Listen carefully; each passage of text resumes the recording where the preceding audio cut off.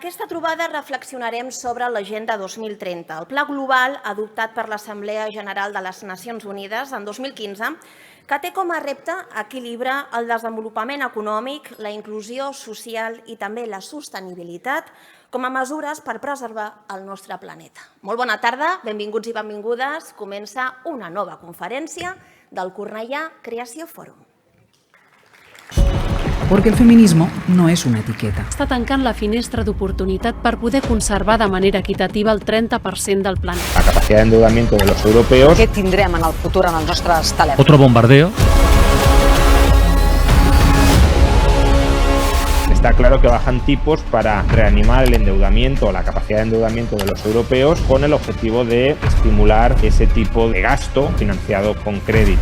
Només falten 6 anys per al 2030 i s'està tancant la finestra d'oportunitat per poder conservar de manera equitativa el 30% del planeta. Fins ara només s'ha protegit el 17% de la terra i les aigües continentals i un 8% de mars, oceans i zones costaneres del món. Brussel·les escull Barcelona com a seu d'una de les 7 fàbriques d'intel·ligència artificial de la Unió Europea. Rebrà uns 200 milions d'inversió que serviran per ampliar la capacitat de supercomputació del Mare Nostrum 5. La democràcia no és un sistema perfecte, ni ho serà mai, ja que les seves grans virtuts estan arrelades de manera profunda en els defectes més majúsculs. Un mal menor. Ayer, en Ucrania, otro bombardeo sobre un mercado provocó también un montón de víctimas, pero tengo la sensación de que en este caso, el convencimiento de que las imágenes de esta masacre no van a cambiar nada. Sigo siendo feminista a pesar de que ya soy independiente, porque el feminismo no es una etiqueta, porque es el principio de igualdad entre hombres y mujeres y el movimiento que lucha por ello.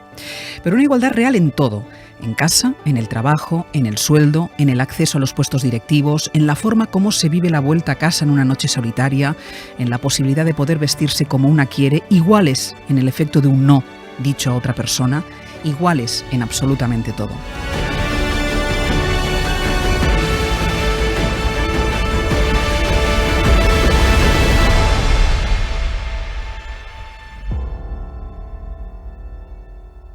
Bé, doncs, com els deia, avui ens centrem en l'Agenda 2030, d'on venim, on estem i a on ens dirigim.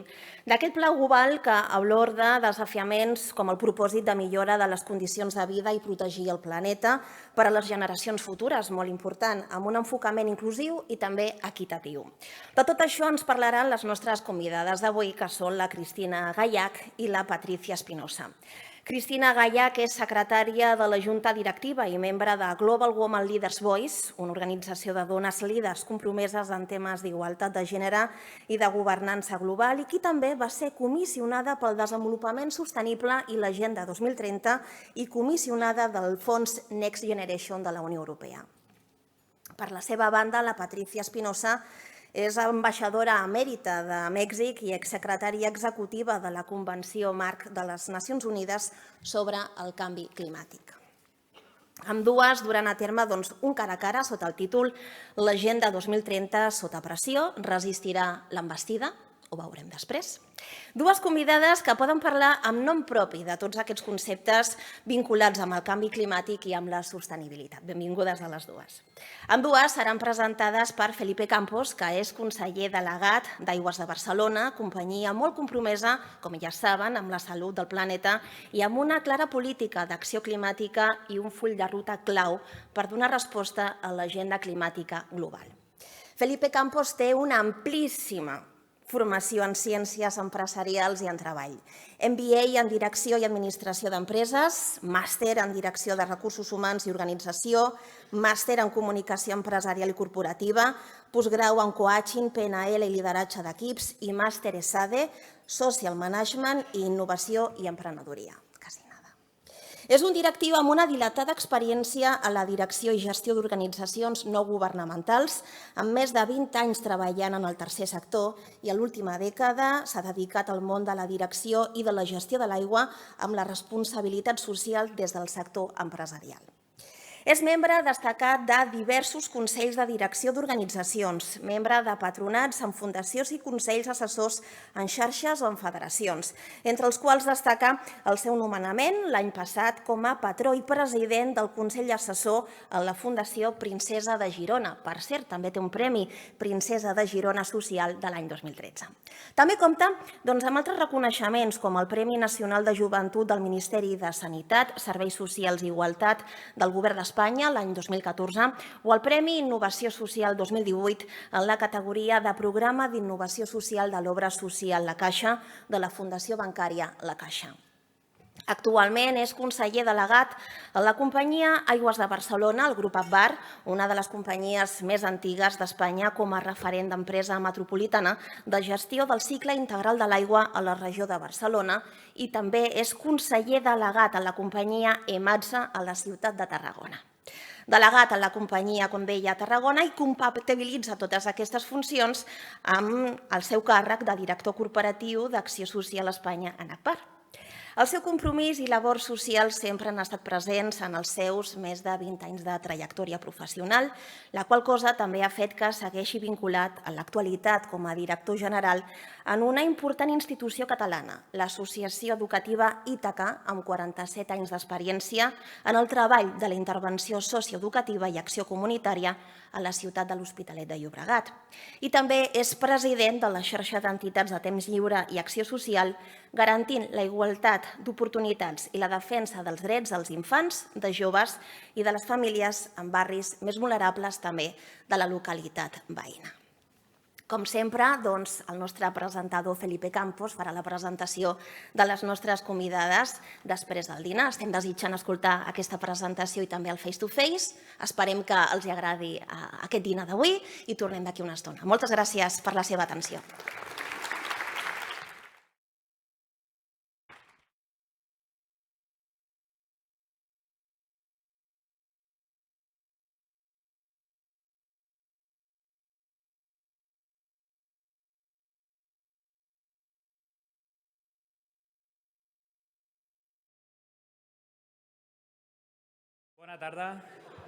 Buenas tardes.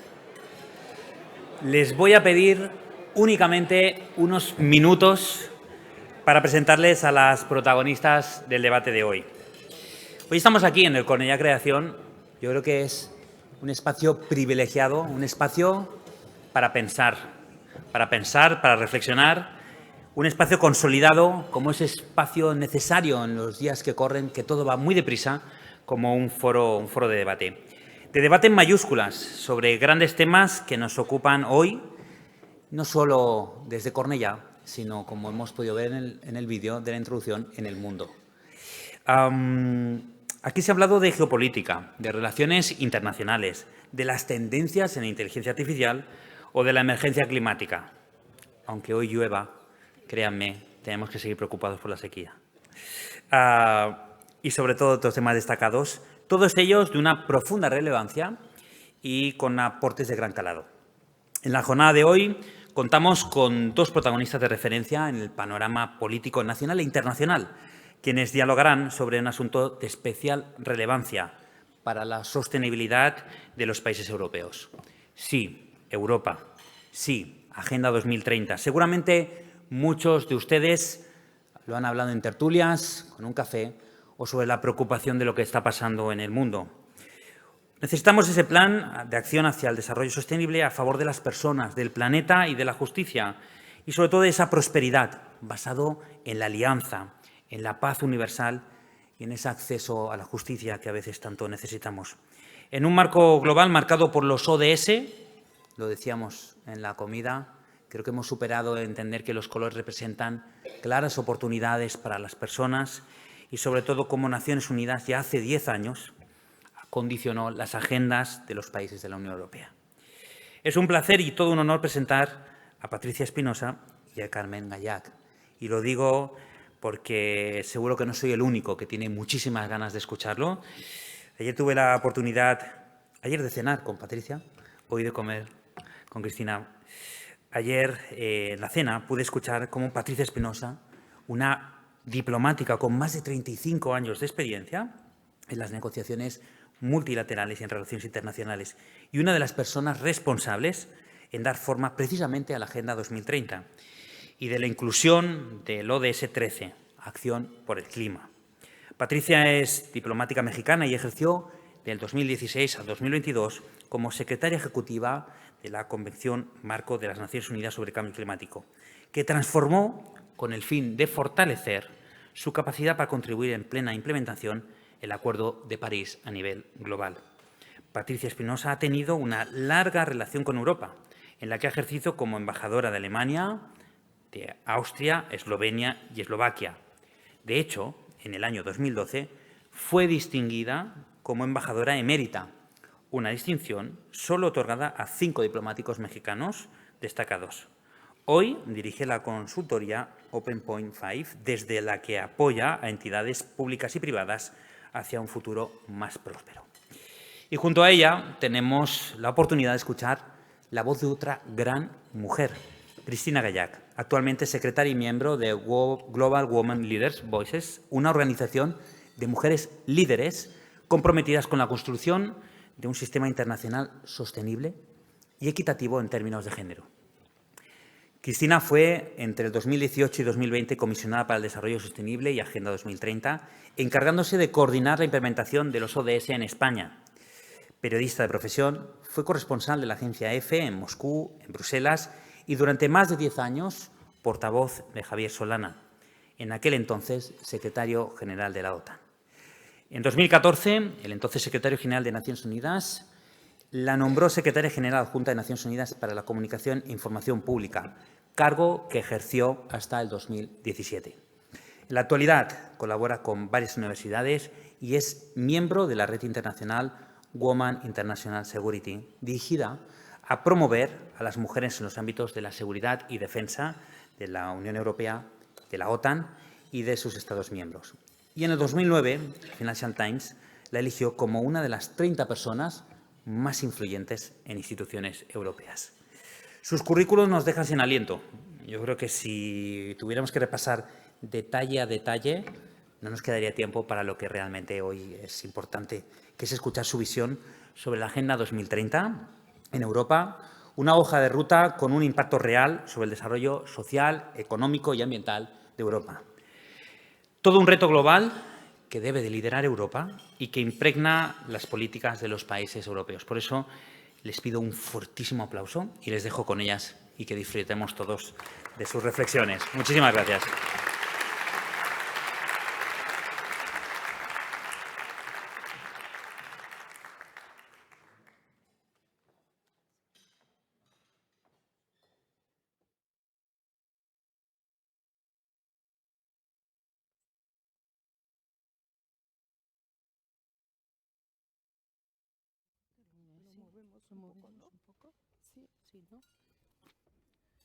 ¿Podemos moverlo un poco? O nos movemos un poco hacia aquí. O movemos las sillas. Ya estamos cambiando los muebles. No, o ¿sabe qué? O movemos las sillas, quizás es más fácil. Así es, perfecto. Estupendo. Muy Muchas gracias. Ya ves, Patricia, empezamos cambiando los muebles. Bueno. Como hacemos las mujeres, ¿no? Como hacemos las mujeres, ¿no? Llegamos, nos instalamos y si no nos conviene, nos arreglamos. Hay que poner orden. Sí. Patricia, ¿me permites que empiece yo? Por favor. Porque estoy en Cataluña, en mi tierra, con mis amigos, compañeros, conciudadanos. Yo soy de Sant Quirze de Besora, y que es una localidad a unos 150 kilómetros, pero bueno, ahora vivo más en Madrid que aquí, y sobre todo tengo un pequeño base cerca del Vallès, en el Vallès. Para mí, Patricia, que estés aquí con nosotros en esta parte de Cataluña tan interesante, tan dinámica, y que gracias a los liderazgos públicos y al trabajo del sector privado se ha transformado esta región, esta comarca del Baix Llobregat es impresionante. Por tanto, qué bien estar aquí un rato contigo.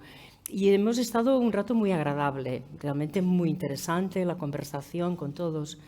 y bueno, una sensación de paz, una sensación además de compartir valores, las presentaciones que nos han hecho.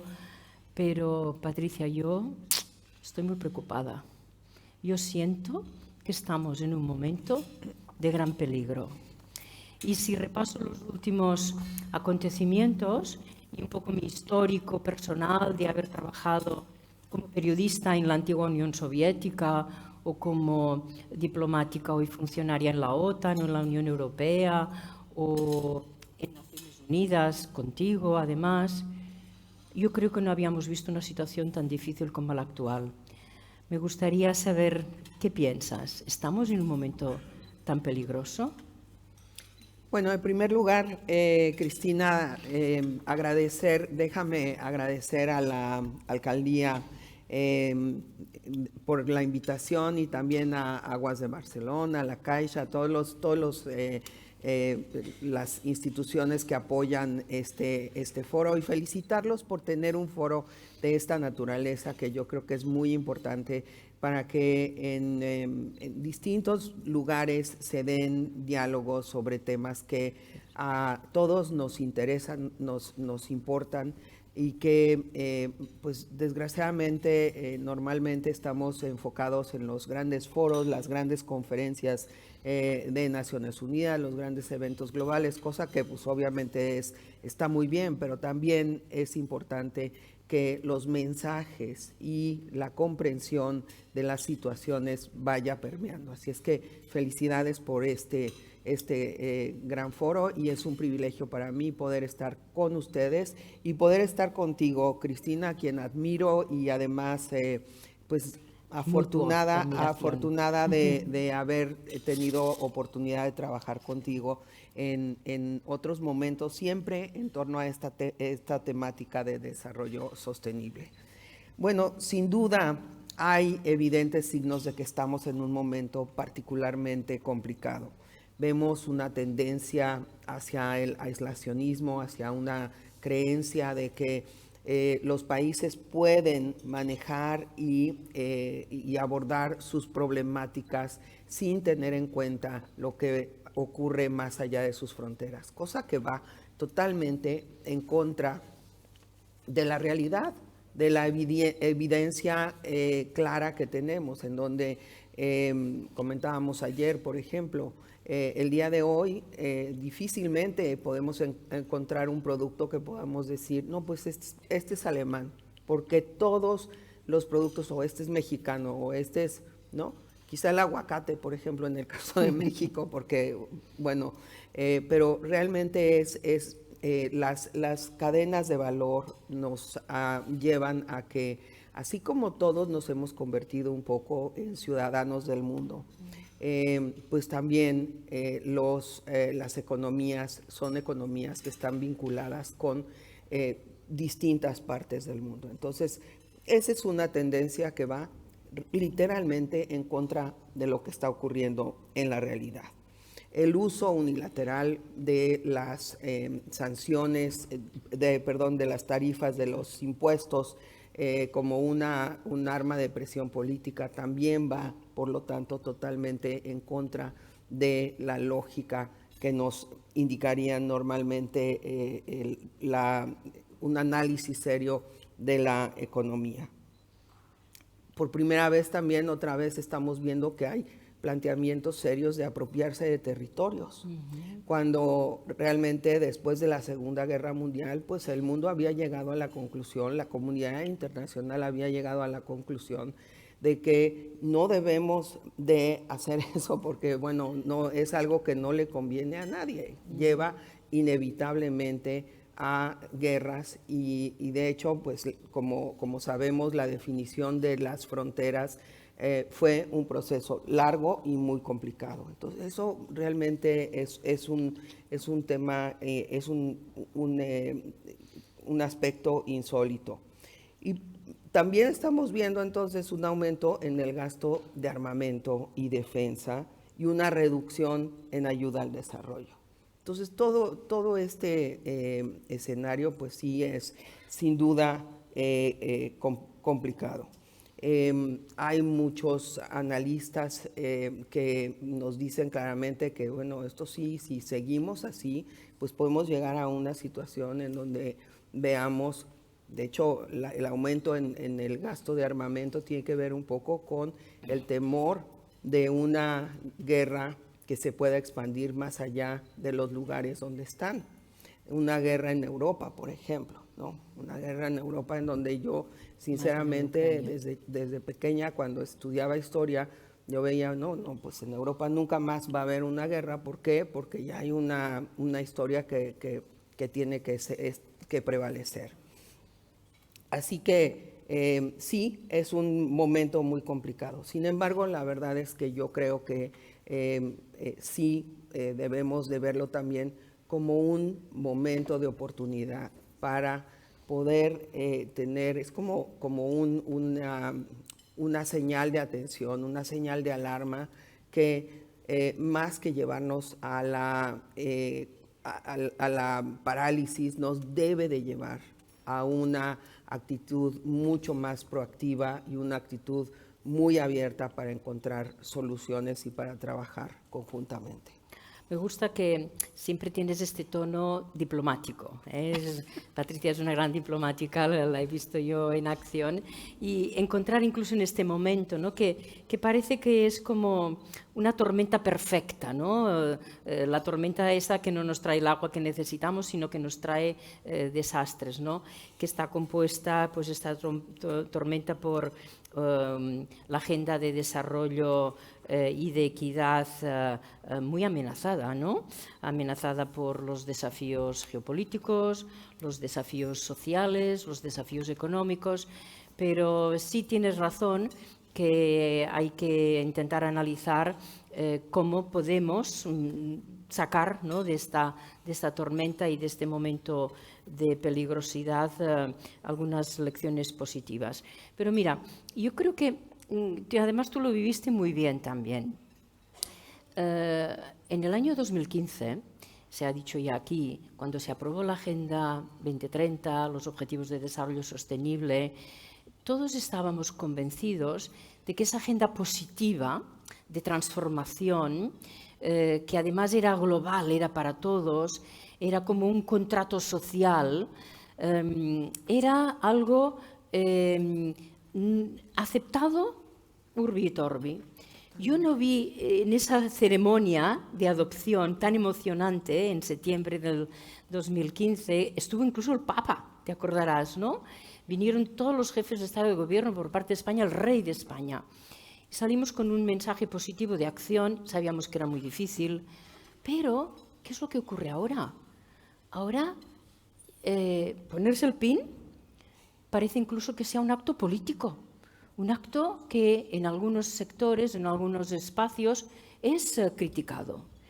Y hace poquito, tú recordarás, en la Cámara de Naciones Unidas, el ECOSOC, hubo una votación en la que Estados Unidos pidió que, en fin, que se quitara de la agenda política todo lo relacionado con la Agenda 2030 y los ODS. Y tuvo 4 votos solo esta propuesta, ¿no? Estados Unidos, si no me acuerdo mal, Argentina, Perú e Israel.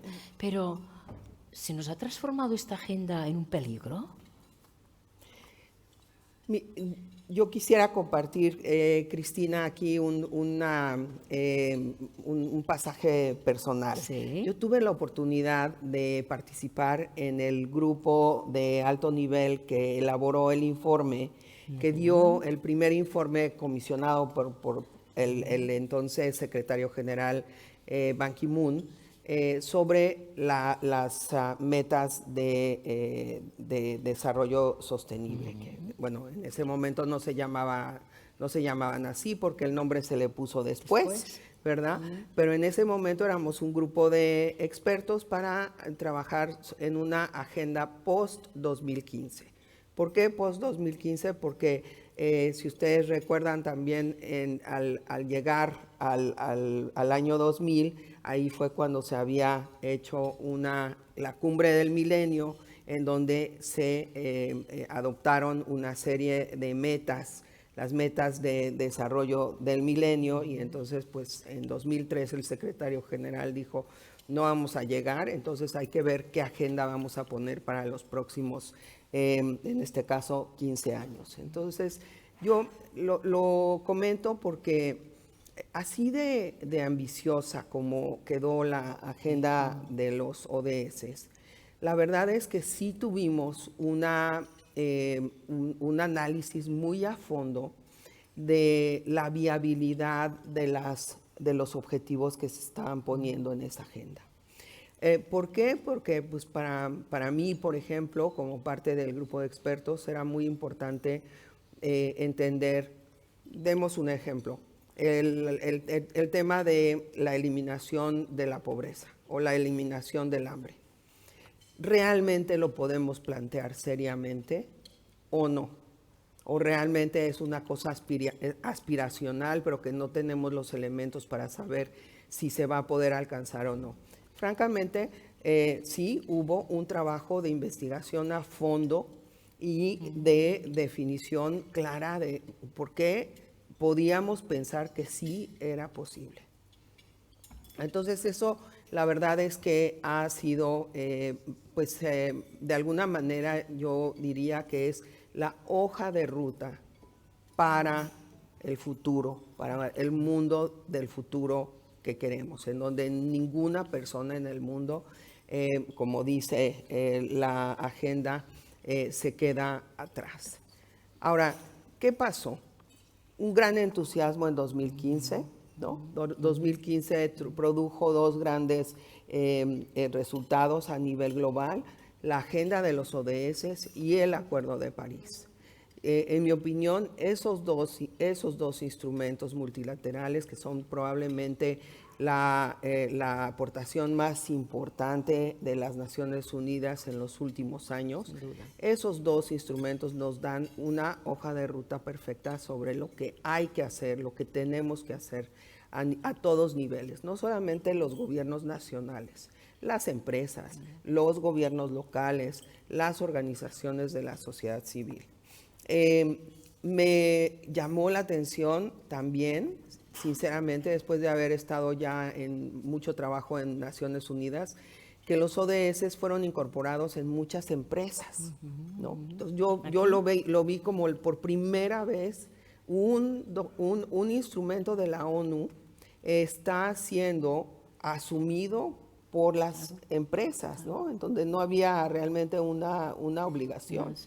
Así que yo creo que nuestro objetivo en este momento quizás debe de ser centrarnos en la implementación. ¿Cuáles han sido los obstáculos que hemos encontrado para lograr poner en marcha todos esos esfuerzos que son necesarios para cumplir con esos objetivos, ¿no? Y quizás, y aquí atendiendo un poco el entorno geopolítico a nivel global, hablar menos de los objetivos en sí, sino cómo podemos hacer, qué tenemos que hacer para eliminar la pobreza. Por ejemplo, en mi país, México, en otros países de América Latina, en África. ¿Qué se tiene que hacer? Que si es ODS o no es ODS, bueno, nosotros sabemos que es ODS, ¿no? Pero si eso va a constituir un obstáculo más, yo creo que eso hay que evitarlo. A mí me parece muy bien esto que comentas, porque muchas veces ves que se adoptan políticas desde legislación hasta acciones concretas que cumplen perfectamente con las transformaciones que estamos obligados a hacer y que no llevan la etiqueta y por tanto parece como que no se haya ese avance, pero en los cómputos, en los análisis que se hacen de aplicación sí que constan. Nos hemos dado muchas veces mucha cuenta, incluso cuando yo me ocupaba de divulgar la agenda a nivel de Naciones Unidas, les decíamos, oye, estáis haciendo Agenda 2030, ponerle el aro, ¿no? Pero tienes toda la razón, enfocarnos en la aplicación y en este caso menos en la visibilidad y en las etiquetas, será una de las maneras. A mí también me interesa muchísimo este tema de la agenda por lo que representa de contrato intergeneracional. En el fondo, la palabra sostenibilidad quiere decir que para nuestro desarrollo como sociedad, económico, sobre todo, y progreso, no abusemos de los recursos que tenemos de manera que estemos quitando recursos a las próximas generaciones, ¿no? Entonces, es compartir los recursos con las nuevas generaciones es fundamental y es una de las maneras, sobre todo, de incorporar las nuevas generaciones a los procesos de toma de decisiones y implicarles en las acciones, ¿no? Por tanto, creo que esto ahora, en este momento, recibe una cierta presión en negativo más que en otras ocasiones, sin ninguna duda del momento fundacional o de lanzamiento del 2015, por parte de grupos de extrema derecha bastante vocales, ¿no? Que no lo habíamos tenido nunca y que creo que tenemos que ser capaces de poder confrontar, porque esta es una agenda en positivo, de transformación, de acompañamiento y que además es multinivel para todos los países, etcétera. Sí, yo creo que, Cristina, quizás tenemos que tratar de ajustar un poco nuestra narrativa, sí, ¿no? Para hablar de esta agenda como una agenda de oportunidades, por ejemplo, oportunidades de negocio, una agenda de oportunidades de empleos, para la creación de empleos, una agenda para la competitividad a nivel global. Y también tenemos que tener muy presente que no atender esta agenda, a ver, ¿qué es lo que puede pasar si no atendemos esta agenda? Bueno, lo que puede pasar es que tengamos un mundo, de entrada, o sea, en el ámbito de cambio climático, un mundo en donde vamos a tener más desastres de los que hemos visto. Más, o sea, ya la pregunta no es si los vamos a tener, sino cuándo y qué tan severos van a ser, ¿no? De acuerdo con un estudio de la Organización Meteorológica Mundial, el año pasado hubo, o en el 2023 creo, hubo más de 150 y tantos eventos sin precedentes que se registraron en el mundo. O sea, más de 150. Quiere decir que estábamos hablando de que a lo largo de 9 meses, todos los días habría habido un evento que no había existido antes. Claro, algunos pueden haber sido de mayor o menor intensidad, pero la parte que me interesa subrayar esto de que no tienen precedentes, es decir, es totalmente impredecible, por lo tanto. Por eso, ¿qué significa esto? Pues que a nivel práctico nos tenemos que preparar para más inundaciones, para más incendios, para más sequías, para más tsunamis o fenómenos en el mar, en las costas. Tenemos que prepararnos para eso. Ese es el escenario y por eso esta agenda de desarrollo sostenible implica que estamos realmente siguiendo una visión hacia el futuro y una visión de oportunidad, porque ya sabemos que ignorar esta agenda nos va a llevar a más costos, a más pérdidas de vidas humanas. Yo trato siempre de apelar a los tomadores de decisiones y creo que eso me anima mucho a mí personalmente. Cuando hablamos de este tipo de desastres, el hecho de la cantidad de vidas humanas que se pierden, ¿no? Pues ahí hay alguien que es responsable Y a lo mejor, a pesar de hacer el mayor esfuerzo, pues no se puede evitar todas. Pero bueno, por lo menos entonces no habrá habido negligencia, no habrá podido decirse que hubo negligencia. Así es que yo creo que tenemos que ajustar la narrativa para tomar en cuenta todo esto. Sí, yo creo que ajustar la narrativa y ajustar la valentía, si me permites, ¿no? Porque las dos van juntas, ¿no?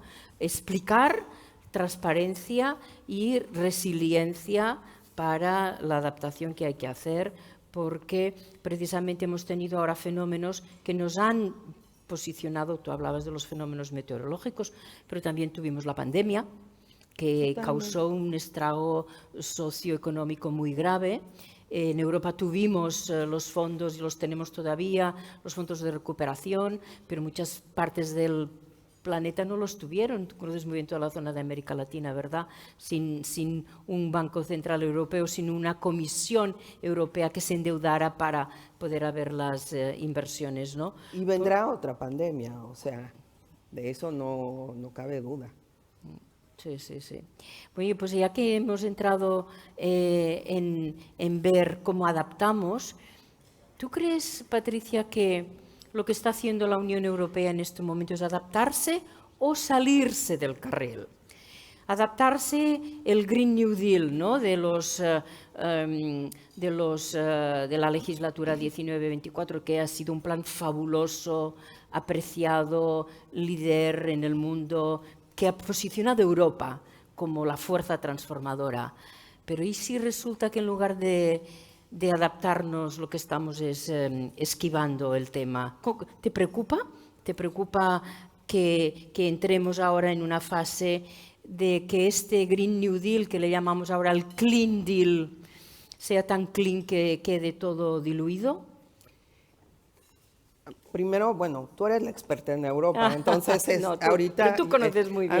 A mí me gustaría hacer un comentario y después pues escuchar tu opinión también, vale. ¿No? Yo creo que primero que nada, en este momento en el que vemos al principal emisor histórico en el planeta, que se ha salido del Acuerdo de París, que rechaza, pero de manera abierta, el papel de la ciencia como base para la toma de decisiones, en fin, es un momento definitivamente especialmente importante para que Europa asuma una posición de liderazgo, para que Europa desarrolle una visión hacia el futuro y que Europa marque nuevamente, en muchos sentidos, el curso de los acontecimientos hacia adelante. Hablaba hace un momento de que vemos aislacionismo. Bueno, el caso de Estados Unidos es el caso más extremo, ¿no? Ahora, en el caso de Europa, la verdad es que, y aquí pues una visión un poco crítica también desde el punto de vista de alguien fuera de Europa, es que sí entiendo perfectamente la complejidad de las negociaciones entre todos los miembros de la Unión Europea, ¿no? Para llegar primero al Green New Deal y ahora al Clean Deal. Dificilísimo, porque también hay distintas realidades, distintas situaciones. Al mismo tiempo, creo que también hay un poco de esta idea de que Europa piensa que resolviendo sus temas internamente va a estar bien. Y eso no es así. Eso no es así, y no es así en el tema de cambio climático, pero no es así también en temas de comercio, en temas de inversiones, en temas... Entonces, sí me parece que a estos instrumentos les ha faltado esa parte de cooperación internacional. ¿Cuál es el papel de Europa en la cooperación internacional? ¿Y cómo van a traducir sus compromisos en las acciones que quieren realizar con sus socios comerciales y sus socios en general, sus socios a nivel político también? Yo sí creo que Europa tiene una enorme responsabilidad en este momento. Necesita encontrar los liderazgos adecuados para poder desarrollar esta visión. Sinceramente, también estoy perfectamente consciente de que estamos en un escenario en donde los países europeos tienen realidades que se han polarizado y en donde los gobiernos tienen cada vez marcos más acotados de acción. Pero definitivamente creo que la supervivencia de Europa como la gran fuerza económica y verdaderamente el líder, por ejemplo, en el tema de sostenibilidad, está en juego en este momento. Estamos viendo además emerger otro tipo de liderazgos como muy diferentes y con estilos muy diferentes, como es el caso de China, como es el caso recientemente de Arabia Saudita, como una sede para las negociaciones entre Ucrania, entre Estados Unidos y Ucrania y Rusia, etcétera. Entonces estamos en un momento de redefiniciones y sí creo que si Europa no actúa de manera muy decidida, se va a quedar atrás. Mira, yo vengo de Nueva York y no lo iba a decir, pero de la manera que tú te has expresado me lleva a decirlo. Esta semana, compañeros, amigos, excompañeros de Naciones Unidas, de otros países, me miraban y me decían, por favor, tomad las buenas decisiones en Europa, que sois imprescindibles, estamos más que nunca pendientes y en vuestras manos, ¿no? Yo creo que este sentido de responsabilidad lo notamos, pero a mí me preocupan 2 o 3 cosas más. Hoy parece que vengo con un saco de preocupaciones. Mira, me preocupa que quizá es muy difícil hacer varias cosas a la vez y hacerlas bien. Porque en el caso de Europa nos encontramos que tenemos un desafío securitario que no habíamos visto, sentido y percibido desde el año 45, primero por la guerra en Ucrania, por la amenaza de Rusia y la invasión de Rusia, pero después también por la respuesta de nuestro principal socio y aliado, que es Estados Unidos, ¿no? Entonces, esto es un desafío inmenso y que se traduce en una factura, entre otras muchas cosas, ¿no? Sufrimiento humano, mucha negociación política, pero también en recursos, una factura. Por tanto, esto es algo inmediato, absolutamente necesario de hacer. Segunda cosa que hay que hacer, nos hemos dado cuenta, precisamente también al ir perfeccionando nuestro estado de bienestar, de que otras regiones del mundo, Estados Unidos, pero otras, nos están avanzando en toda la parte tecnológica y que es lo que ocurre, que nuestra productividad es mucho menor y que por lo tanto estamos lastrándonos. Por tanto, tenemos que reformar, tenemos que crear un mercado de capitales más abierto, más ágil en Europa, pero a la vez tenemos que cambiar muchas de nuestras estructuras y sobre todo invertir en investigación, innovación, tecnología. Bueno, ya tenemos otra factura y ahora resulta que luego la factura de la transición justa, energética, porque si no es justa, nuestra ciudadanía no nos seguirá, ¿no? O sea que 3 grandísimos desafíos a la vez y esperando el mundo fuera de Europa, donde estáis, cómo lo hacéis, os necesitamos vuestra voz y nuestra acción, ¿no?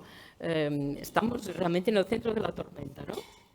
Totalmente, Cristina. Ahora, yo creo que en realidad, si vemos el problema de cambio climático y en general de esta transición hacia un mundo más sostenible, no lo vemos, no lo hemos incluido en una agenda de seguridad. Pero yo creo que es un tema que hay que reflexionar más a fondo. ¿Por qué? Porque En la medida en que no atendamos estas agendas, vamos a tener más presiones migratorias, más crisis migratorias como la que ya tuvo Europa. Vamos a tener también más inestabilidad y violencia en otros lugares. Vamos a tener inseguridad alimentaria. Vamos a tener, entonces, son también dimensiones de seguridad.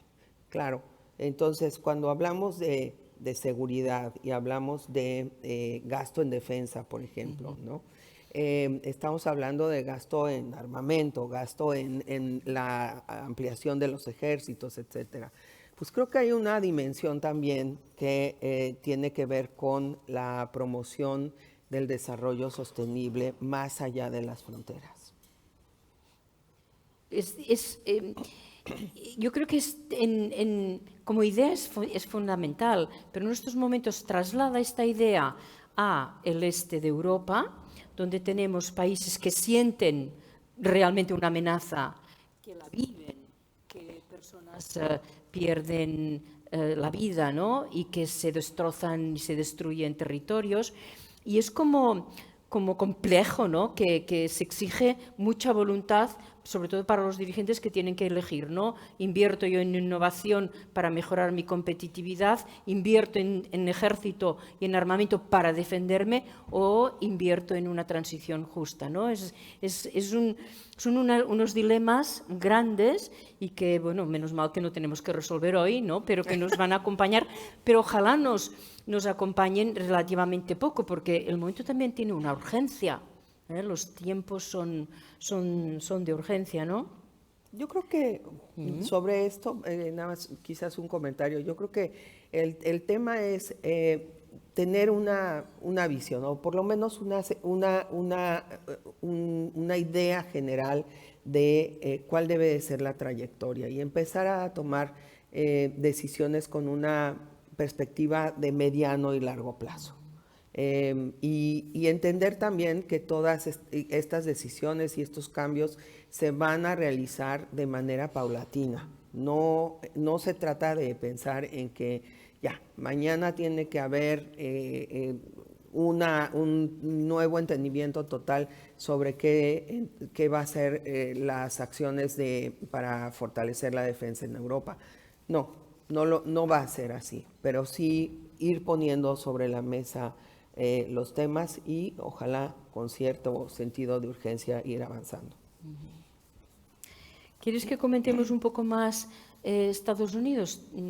Mira, hace un poco más de un año o dos, Estados Unidos hizo una gran inversión en una gran reforma para acelerar todo lo que era la transformación y la transición energética. Tú conoces muy bien esto. Esto se ha parado totalmente. La famosa Inflation Reduction Act, ¿no? Que se le buscó un título, ¿no? Que tuviese mucho impacto en la ciudadanía porque la inflación tenía mucho impacto, ¿no? Y ahora resulta que hemos vuelto a la perforación, ¿no? Al drill, ¿no? ¿Cómo ves esto? Bueno, es sin duda un hecho muy lamentable, ¿no? Que se hayan echado hacia atrás estas reformas tan importantes. Y por cierto, este nombre, como tú bien señalas, tiene que ver con la aceptación a nivel de la población en general, y entonces vincularlo con la inflación, que era un tema que estaba en el centro de la preocupación de la gente, era muy importante. Pero también, Cristina, tiene que ver con esta idea de ajustar la narrativa, porque en el Partido Demócrata, que son quienes hicieron la negociación y empujaron esta legislación, había la conciencia de que cualquier cosa que dijera cambio climático o sostenibilidad no iba a ser aceptable. Entonces, bueno, ahí ya vemos, por ejemplo, una manera en la que las palabras se cambian, pero en realidad se necesita seguir haciendo lo mismo. La verdad es que sí es muy preocupante. Estados Unidos, a la vez pasada, cuando se retiró del Acuerdo de París, yo estaba al frente del Secretariado de Cambio Climático en ese momento. ¿Cómo recibiste la noticia ese día? La noticia, bueno, veníamos escuchando fue desde la campaña, ¿no? Pero realmente, para ser muy honesta, no sabíamos exactamente cuál iba a ser la implicación y cómo nos podíamos preparar. Afortunadamente, ahí tuvimos de inmediato una reacción que esta vez también se dio, por cierto, por parte de Bloomberg Philanthropies para apoyar financieramente a la organización y poder seguir haciendo nuestras actividades de manera pues más o menos normal. Eso es muy importante. Eso, por ejemplo, pasa muy desapercibido. Yo creo que sí es importante también tomar en cuenta el papel de la filantropía en todos estos esfuerzos a nivel global. Fue un momento muy duro, muy difícil. Yo me dediqué también a tratar de no solo evitar que otros países decidieran seguir el ejemplo de Estados Unidos, sino también a alentar la incorporación de otros países, como fue el caso de Rusia, por ejemplo, que Rusia en ese momento fue cuando se sumó. Entonces, yo creo que el mayor daño, viéndolo también en retrospectiva, que se ocasionó entonces y quizás ahora también es lo que más nos debe preocupar, es esa especie de vacío que queda, ¿no? De vacío para que haya una acción en donde alguien está tomando cierto liderazgo. Y en ese sentido, pues nuevamente, ¿no? El papel de Europa realmente es muy destacado. Lo mismo será ahora el papel de China, ¿no? Pero sí, yo lo veo así. No sé si quieras que hablemos un poquito de América Latina. Ay, me gustaría mucho escucharte, porque América Latina es la región que realmente incubó y desarrolló sobre todo conceptualmente el tema del desarrollo sostenible, ¿no? Y que llegó a estos posicionamientos de avance que incorporó perfectamente todos los temas medioambientales, ¿no? Es decir, el matrimonio de agenda climática con agenda de desarrollo, entiendo yo que nace en América Latina, ¿verdad? Así es, y bueno, muy concretamente en Brasil, ¿no? Sobre todo en Brasil, claro que fue acompañado por Colombia, también a nivel de los intelectuales en ese momento, ¿no? De toda la región, pero bueno, la primera cumbre de Río, pues fue realmente, como les digo a los amigos brasileños, que ahora van a ser los presidentes de la conferencia. Ustedes son el papá, la mamá y la abuelita de las convenciones, así es que, bueno, realmente tienen una enorme credibilidad. Por cierto que Brasil había planteado su candidatura para ser sede de la conferencia hace ya algunos años, cuando finalmente nos reunimos en España, en Madrid. Y el cambio de gobierno que se dio en ese momento, en donde el presidente Bolsonaro también tuvo una reacción negativa hacia la agenda de sostenibilidad, provocó que ellos retiraran su candidatura. Ahora hay una enorme expectativa sobre el papel de Brasil. Yo creo que tenemos suerte de que sea Brasil quien está liderando esta conferencia, porque pues es un país que tiene peso, es un país que tiene muchas capacidades, no solamente para organizar, sino también para hacer el trabajo político.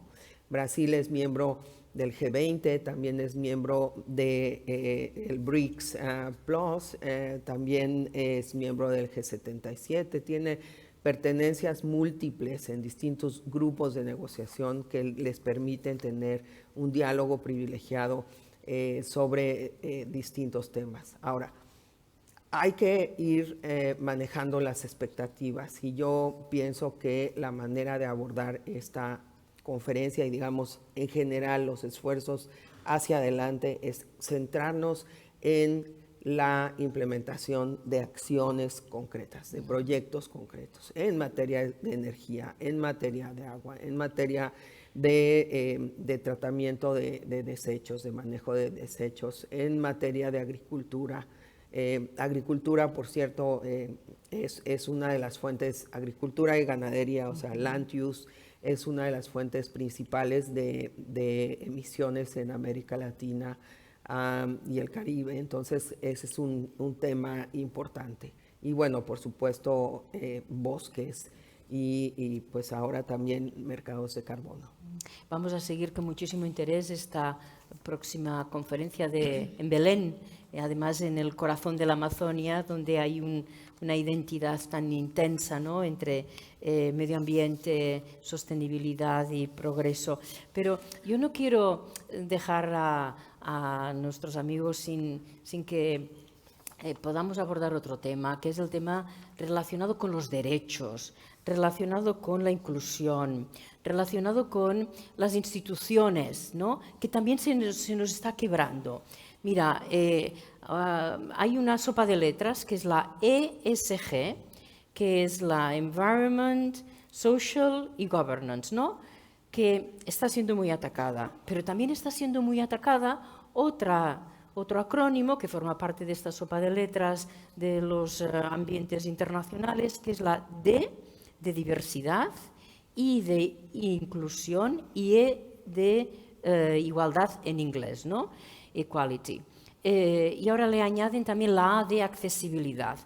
Parece que son como los demonios de las políticas y que, por tanto, todo lo que tenga que ver con diversidad, inclusión, igualdad se suprime, ¿no? Hay unas autocensuras de lenguaje, ¿no? Entonces, esta agenda de sostenibilidad, si solo es ambiental y es de sostenibilidad y no tiene esta parte humana, pierde y ahora está muy atacada, ¿no? ¿Te preocupa? Definitivamente me preocupa. Además es que me ha tocado a mí también trabajar mucho en estos temas, ¿no?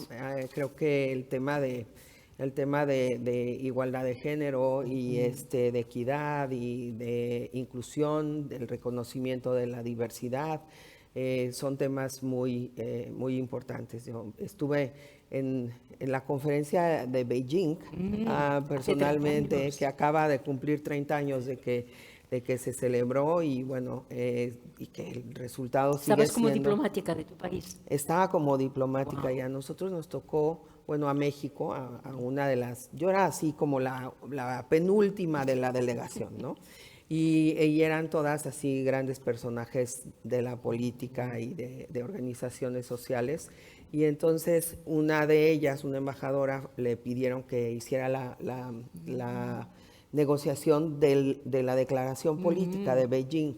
Y bueno, pues a mí me dijeron, pues tú le vas a ayudar a la embajadora. Wow. ¿No? Entonces me tocó estar ahí en esa sala de negociación. Fue la primera vez que yo me di cuenta que, o sea, las realidades tan diferentes que había en el mundo. Hablábamos, pues obviamente, por ejemplo, de salud sexual y reproductiva, de los derechos de la niña y la mujer.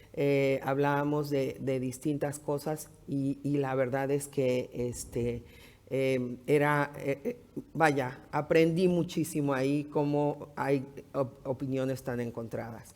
Creo que de verdad es la reacción. Creo que ya tenemos que ir cerrando. Ya se nos acabó el tiempo.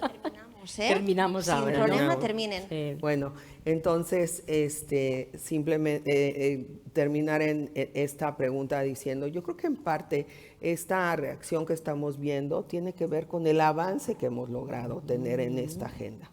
Falta mucho, realmente falta mucho, pero bueno, me parece que nos pone frente a nuestros ojos la importancia de que no asumamos que los derechos que tenemos ganados se van a quedar para siempre, que están allí, que están garantizados. No, que estemos conscientes de que esos derechos los tenemos que seguir defendiendo y tenemos que seguir trabajando por ellos todos los días.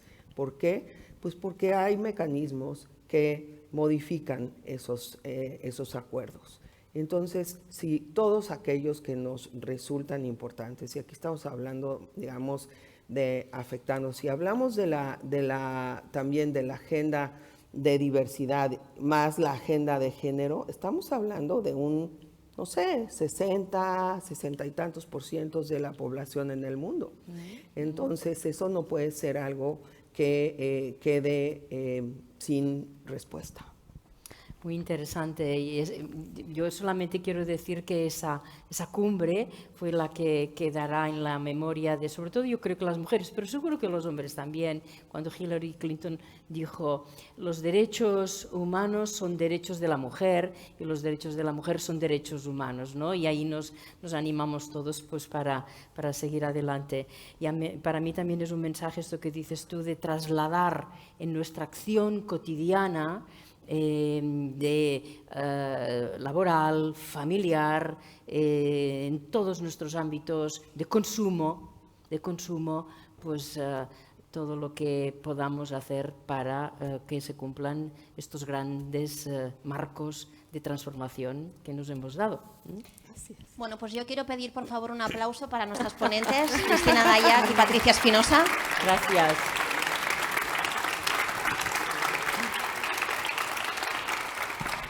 Mientras se preparan nuestras azafatas, también me gustaría recordar que hoy es el Día Internacional del Síndrome de Down y que nosotros colaboramos activamente para fomentar la integración a través de precisamente la empresa que gestiona nuestro servicio de azafatas. Nosotros tenemos aquí una tradición y es que después del face to face hacemos un turno de preguntas. Nuestros invitados tienen que levantar la mano, ya tenemos alguno que se avanza, por aquí también. Entonces les acercamos el micrófono y ellos se presentan muy brevemente y hacen la pregunta. ¿De acuerdo? A ver, vamos a empezar si queréis por aquí, por el extremo izquierdo desde el escenario. La mesa 6, ¿lo ven bien? Aquí. Muy buenas tardes. Bueno, mi nombre es Sergi Fuster, de un estudio de arquitectura, Arteria. Cristina, Patricia, muchísimas gracias por sus intervenciones, por este momento que nos han regalado. A mí me gustaría hacer una opinión, pero sobre todo es una pregunta. La opinión al final no deja de ser más que eso, pero me ha hecho mucha curiosidad y me ha generado mucha curiosidad llevar el pin de los ODS, ¿no? y que posiblemente con el tiempo, desde el COP15 en París, cada vez está siendo algo más difícil, o así he querido entender.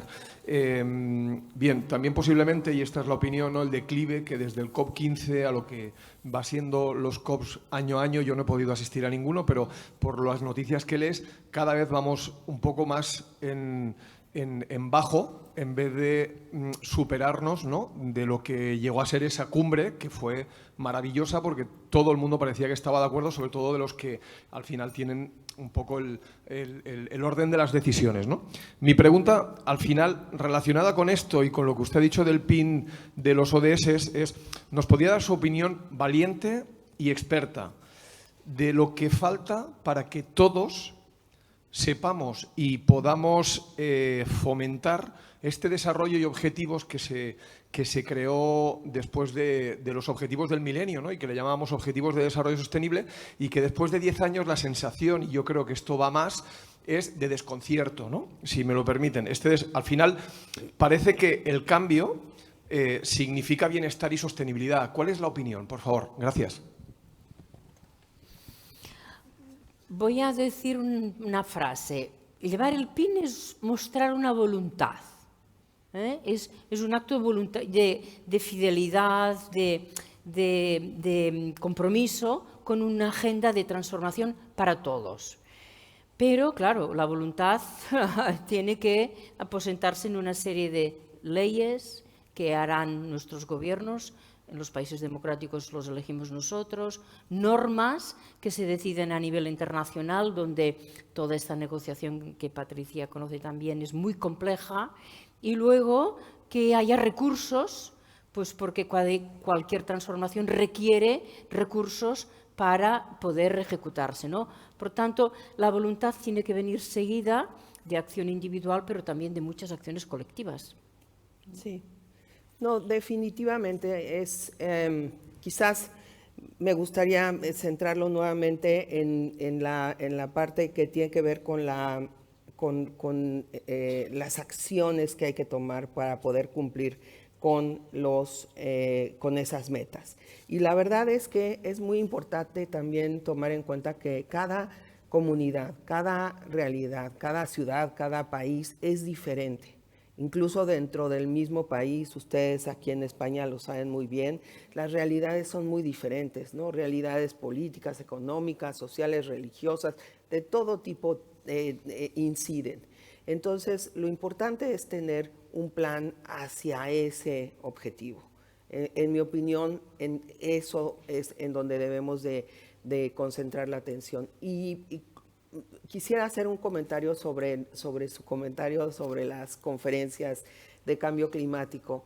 Si bien yo soy también muy crítica y sé que hay muchas cosas que hay que mejorar y afinar, al mismo tiempo creo que sí es importante que reconozcamos que ha habido un avance sustancial. O sea, estábamos al momento de la adopción del Acuerdo de París, estábamos en un cálculo de aproximadamente 4 grados en el incremento de temperatura hacia final de siglo.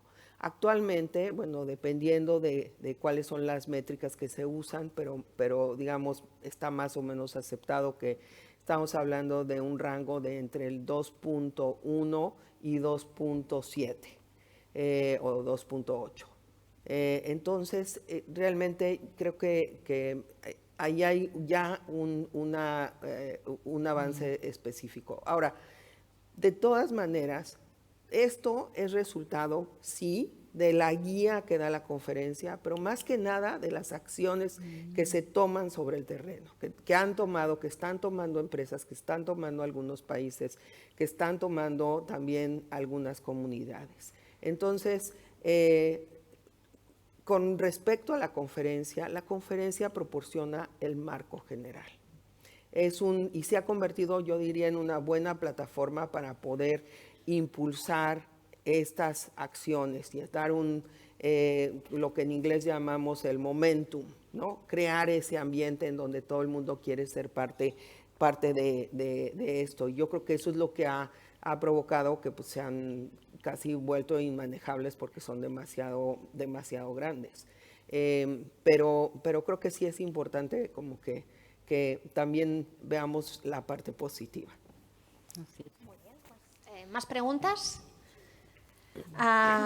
Por aquí tenemos la primera pregunta. Bueno, la segunda pregunta por aquí y después le dejo a usted, señor Bahamonte. ¿Se tiene que ir ya? Bueno, pues empezamos por aquí, que no se nos escape. Aquí en la mesa presidencial. La primera pregunta no se quejarán, el nivel de nuestros invitados. Gracias. Soy Luis Bahamón de Falcón, presidente de la agencia Innovaix del área metropolitana y del Baix Llobregat y Hospitalet, ¿no? Bien, yo quería comentarle de que en el año 2017 solamente 2 aportaciones y una pregunta al final, rápido. Nos vinieron a ver de la ONU, un representante de la ONU, el 2017 a la Universidad de Barcelona, a través de la doctora Marta Ortega y el doctor Juli Ponce, catedráticos de la universidad. Asistimos el área metropolitana, yo que representaba Innovaix, y la patronal PIMEC. Se hablar de los ODS y de sus pormenores y detalles. Esto fue en el 2017. Actualmente, la cosa, según aquí han expuesto, y que les agradezco mucho porque la exposición ha sido muy brillante, en el tema tanto la parte sudamericana, Brasil, como la parte española, Europa y Estados Unidos, hay 3 personas que nos complican la vida, que es el señor Putin, el señor Netanyahu y el señor Trump. Evidentemente esto va a cambiar muchas cosas, ya lo han dicho ustedes, no lo voy a repetir.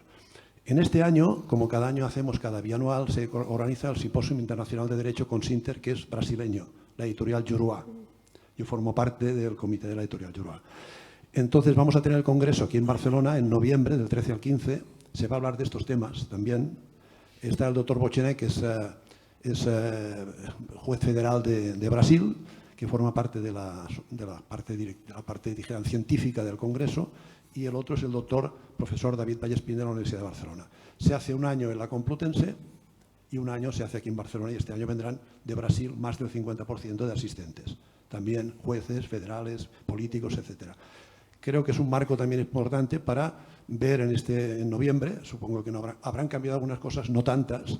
Una de las cosas que preconizamos es que hay que buscar nuevos mercados, ustedes lo han dicho, para gestionar la economía y también no descuidar el aspecto social, la Carta Social Europea y también la que puede llegar a acuerdos internacionales.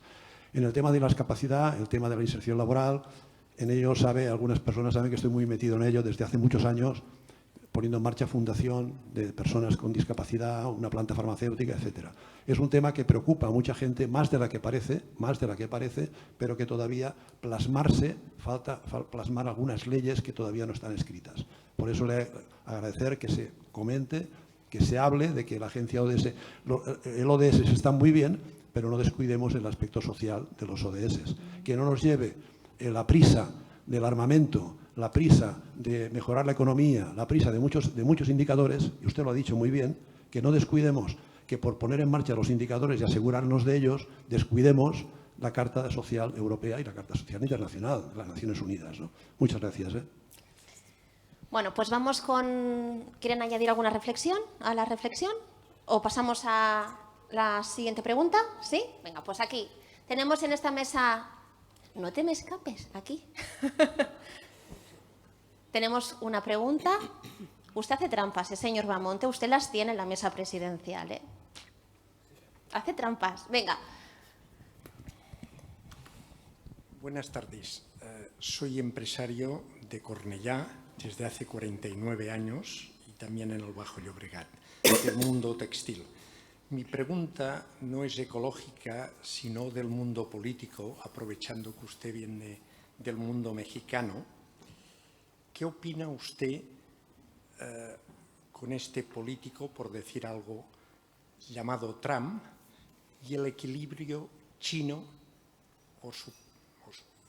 ¿Qué opina usted sobre este gran momento que estamos pasando y que nos preocupa a todos y que puede desequilibrar el mundo político y económico? Le agradecería que nos contestase con palabras reales, no diplomáticas. Gracias. Es difícil, ¿no? Sí, esa última parte va a ser lo más difícil para mí, porque ya más de 40 años en este negocio, pues dejan huella, ¿no? Pero no, con mucho gusto. Yo creo que definitivamente, yo creo que el presidente Trump, y he tenido oportunidad de hablar con algunas personas del Partido Republicano, es una persona totalmente impredecible, y que en realidad pues dice mentiras y dice cosas que no son, no se ajustan tampoco a lo que dice la ciencia. Entonces, realmente es muy preocupante. Es muy preocupante, y que no hay frecuentemente un análisis de fondo de las implicaciones que tiene lo que él va a decir. A veces me sorprende un poco ver que la gente haya estado tan poco preparada cuando ya se veía venir que venía con unas ideas muy extrañas, ¿no? Entonces, por ejemplo, en lo que se refiere a los aranceles que ha estado imponiendo aquí y allá, y el hecho de que algunas de las decisiones que ha tomado las ha tenido que retroceder, el hecho de que también algunos jueces en Estados Unidos pues han parado algunas de las decisiones que ha estado tomando. Estados Unidos además es muy complicado, porque el sistema americano es muy complicado también, es muy distinto a lo que conocemos en muchos otros países, entonces eso lo hace todavía más complicado. Ahora, sobre el tema geopolítico, yo creo que definitivamente nos encontramos en un momento de definiciones, de una redefinición del orden internacional, de cómo lo conocíamos. Porque si nos vamos a las bases de ese orden internacional, que era, tenemos que evitar una guerra, tenemos que lograr una convivencia armónica, tenemos que trabajar sobre normas establecidas que se apliquen de manera general a todos los miembros de la comunidad internacional. A todo eso el señor Trump ha dado marcha atrás.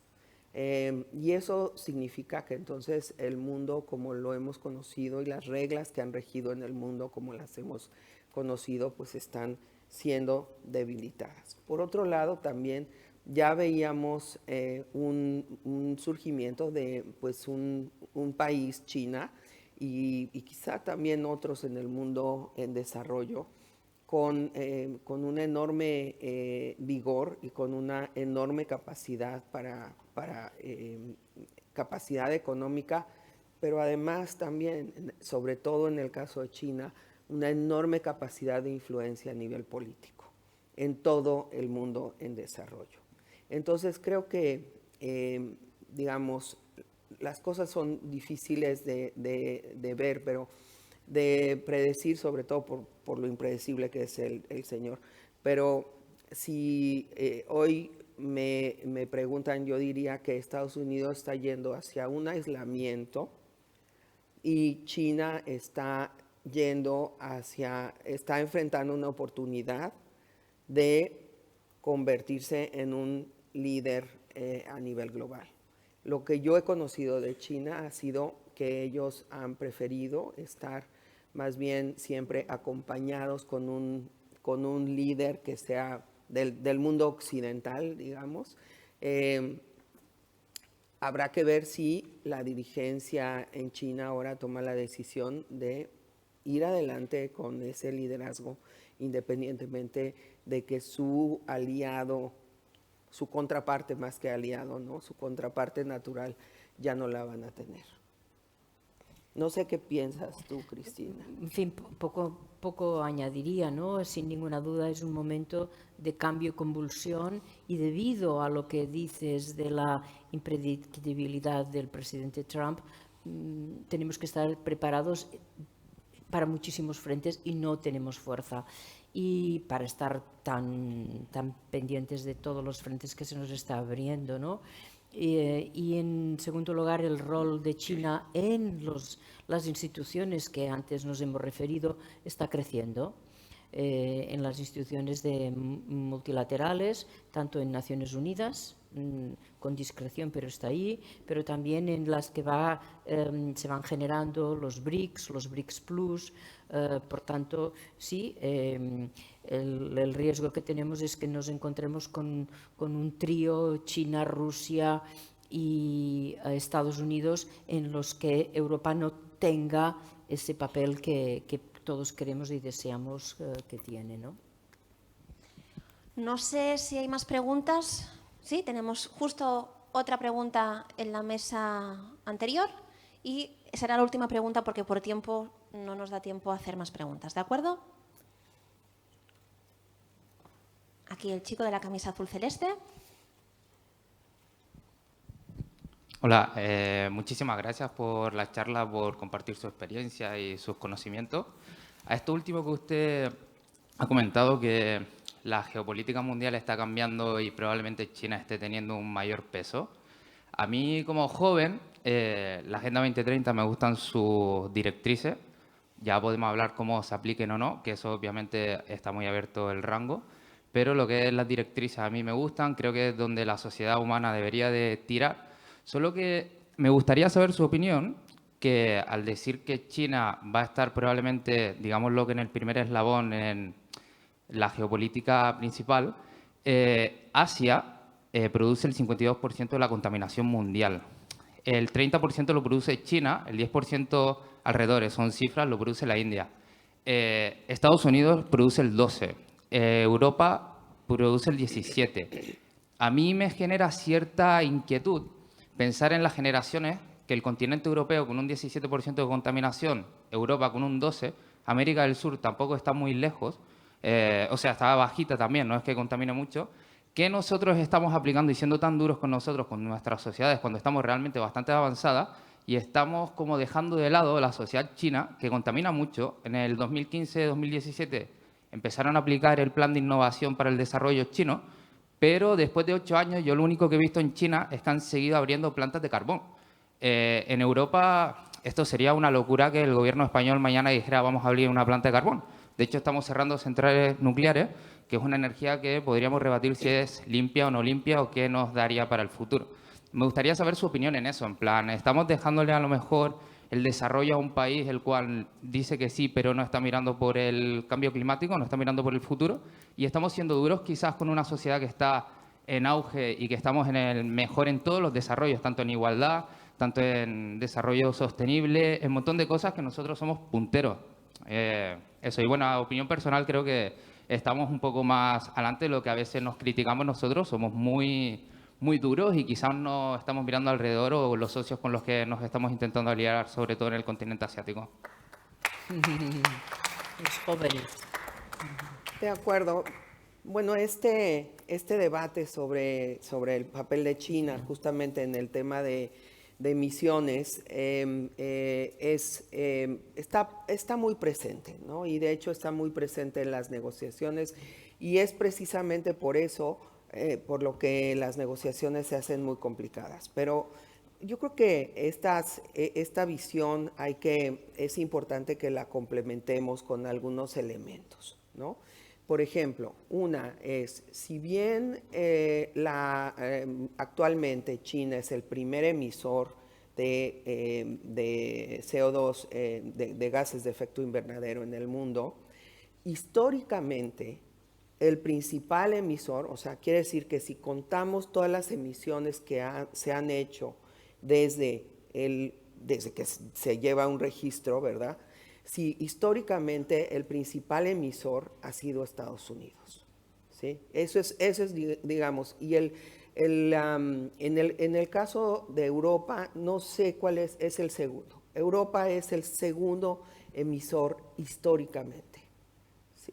Digo, no es de extrañarnos que el primero sea Estados Unidos y luego sea Europa, ¿verdad? Porque pues son dos, el continente europeo y Estados Unidos como país, que es la parte gigantesco, ¿verdad? Que se industrializaron mucho antes que lo hizo China. Ahora, por otro lado, es cierto que hay menos emisiones en estos países que en China, pero las emisiones per cápita, ¿por qué? Porque tenemos que tomar en cuenta que allá hay mucho más población. Las emisiones per cápita en China son una fracción de lo que siguen siendo en Estados Unidos y en Europa, todavía, ¿no? Entonces, ¿por qué? Pues, y allí pues también surge el tema de que también allí no podemos decirle a un país que tiene la mayor población, no, creo que ya la rebasó. India, ¿no? India ya lo rebasó, es la segunda mayor población del mundo. No te preocupes por satisfacer las necesidades de tu gente, ¿no? Ahora, en cuanto, por ejemplo, al tema de energía y la transición energética, es cierto, China, pero en eso China se ha vuelto realmente un país muy paradójico, porque si bien es cierto que sigue abriendo algunas centrales de carbón, al mismo tiempo China es el primer productor de energía limpia a nivel mundial. Aquí seguramente Gonzalo, mi asesor, él tiene unas cifras muy buenas para comentárselas, pero realmente es el principal, o sea, la energía a nivel global, el país que produce la mayor proporción de energía limpia es China. Es el principal productor de tecnologías limpias a nivel mundial. Entonces, realmente, si bien en la ONU trabajamos sobre la base de la igualdad soberana, no cabe duda de que tenemos que tomar en cuenta las realidades específicas de cada país. Y aquí, bueno, yo no estoy tratando de defender a ningún país, ¿no? Pero creo que es muy importante que tomemos una perspectiva objetiva y un panorama completo. Yo sí veo, yo voy a China, he ido a China muchas veces, seguramente tú también, Cristina, y bueno, es impresionante lo que ellos han hecho. Hay muchas cosas con las que no estoy de acuerdo, ¿no? Muchas. Pero definitivamente en el tema de sostenibilidad han hecho un esfuerzo enorme. Y tienen los recursos humanos y financieros. Entonces, eso ha hecho la diferencia. Ahora están batallando un poco con el crecimiento de su economía. Y en el último congreso, o ¿cómo se llama? El de 2 sesiones, congreso de 2 sesiones. Sí. En las últimas 2 sesiones, que son las que definen la política hacia los próximos años, tratan ya de conciliar el tema de sostenibilidad también con la necesidad de crecimiento económico.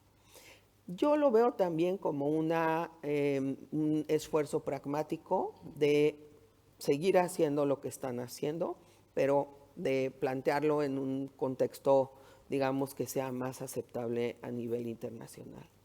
Y hace algunos años, la verdad es que cuando decíamos, no, pues es que los chinos tienen unas cosas que son malísimas y la calidad de los productos, la verdad es que eso ha cambiado muchísimo. Compiten perfectamente en todos lados. Y otro aspecto importante en esta geopolítica es que han ido invirtiendo muchísimo en países en desarrollo, como por ejemplo en África, ¿no? Entonces llegan con el proyecto, llegan con el financiamiento, llegan con todas las tecnologías y obviamente pues asumen un control importante, incluyendo de los metales y los insumos indispensables para la industria. Así que yo creo que en esto, que es algo que a todos nos toca, pues todos tenemos que aportar al máximo posible, sin dejar de reconocer los avances en Europa. Bueno, pues muchísimas gracias por las preguntas, muy interesantes, un nivel muy alto. Un aplauso para nuestras ponentes.